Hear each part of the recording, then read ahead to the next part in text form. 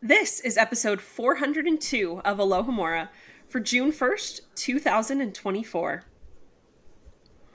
Welcome to another episode of Alohomora, the fandom's original Harry Potter book club. I'm Allison Sigurd.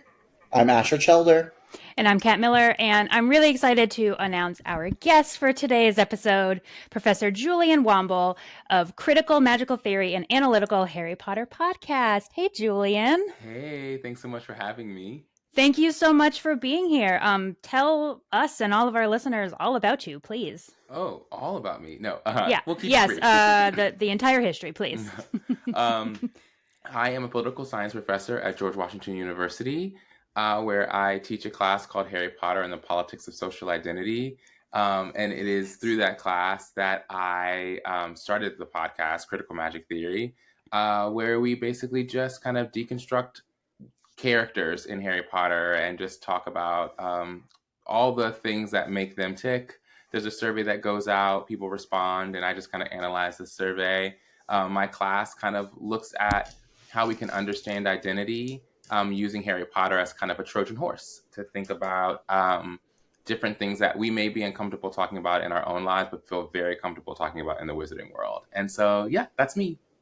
And in this episode, we are gonna talk about some summer plans because today's chapter is Goblet of Fire, chapter 3, The Invitation. And our original episode that we talked about this chapter on was episode 40. Every time we mention these episodes that are like a long time ago, I'm just like, anyway, episode 40 from July 20th, 2013, which was a lifetime ago, called Knickerbocker Glory. And that had Rosie and Kat and Caleb and our guest Kyle on it. I know you were joking when you said a lifetime, but there are people who have actually been born since then who might listen to this, and that has been their life. Yeah, moments like that make me feel all of my early 40s, for sure. So, thanks. Not your fault. I did have a moment of slight laughter. So we're at breakfast and we're learning about these things, and I honestly, as they went through Vernon and Petunia's reactions to Dudley's end of year report, oh my gosh, I was having teacher trauma flashbacks because I think I've heard every single thing that they said in there, and it's horrible. It's really horrible. Don't make excuses for your kids and blame it on something else. The end. For sure. And you know, we talked, the episode 401 was also a Dursleys chapter. It was a Peck of Owls from Order of the Phoenix. And it's really interesting because we don't really get to talk about the Dursleys that much because they're pretty minor, major characters. And so for me, talking about them 2 chapters in a row, especially going from book 5 to book 4, I sort of get to see a regression a little bit there. But I wanted to ask you all, do you think there's any growth at all in the Dursleys? Any of them? Of course, we know Dudley, yes, especially after the events of book 5, that exact chapter, you know. But is there any growth at all, even the slightest hint? I think, but not because they wanted, like, they grow because they learned better. They only grew because they realized that Harry was, like, able to overpower them very easily and was no longer helpless and able to, like, fight back. Like, they knew if he wanted to, like, he could do some serious damage, and they kind of grew out of fear of him being dangerous instead of the fact that he was just, like, the blood of you know, his freak parents. Like, now he is one of the freaks. They're also scared of them. So, like, I think that's why the only reason they grew is because they had to, because it was that or get hurt, I guess, in their eyes anyway.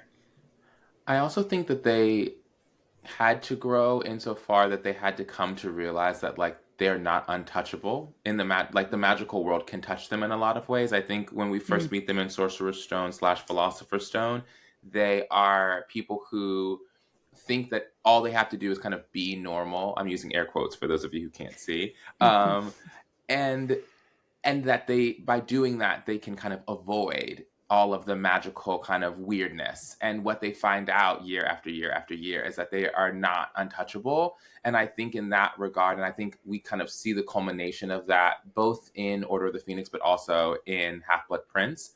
I think as they kind of realize that it's unavoidable, they have to at least grow thicker skin. And I think we see particularly from Goblet of Fire on, we see them kind of becoming at least somewhat more comfortable with the realities that magic is just going to be part of their lives no matter what they do. And so I don't think they grow in terms of their acceptance of that, as being a positive now, but they grow in terms of their kind of resignation that this is just a part of their lives.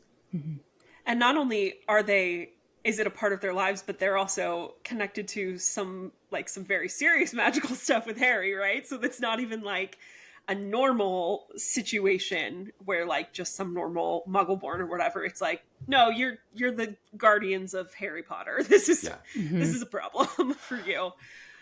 And to be fair, and I'm very loath to give any kind of grace to the Dursleys, but I think that part of their lack of growth is just the sheer ignorance that they experience. I think both willful on their part, but also on the part of the magical world, who seemingly, not only just the Dursleys, but anyone who is connected to the magical world, but are Muggles, or my students used to call them magically aware Muggles.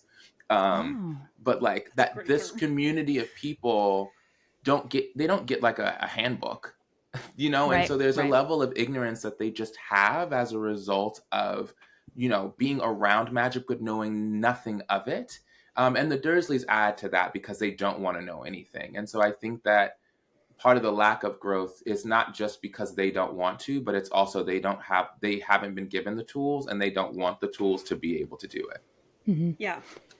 I also think it's interesting to see them in this book and in the next book, but I specifically focusing on this chapter, we really get a much more real kind of depiction of the Dursleys starting in this book, which is such a departure from the first three books, where we've talked about before in those first three books, we get a very like Roald Dahl-esque caricature of the Dursleys in the early books because there's that more childlike, whimsical tone, but all of a sudden we get this very kind of dramatic shift with the Dursleys. It's not necessarily like, and this kind of is jumping ahead a little bit, but the caricature like description of Dudley's weight is instead now a very real thing.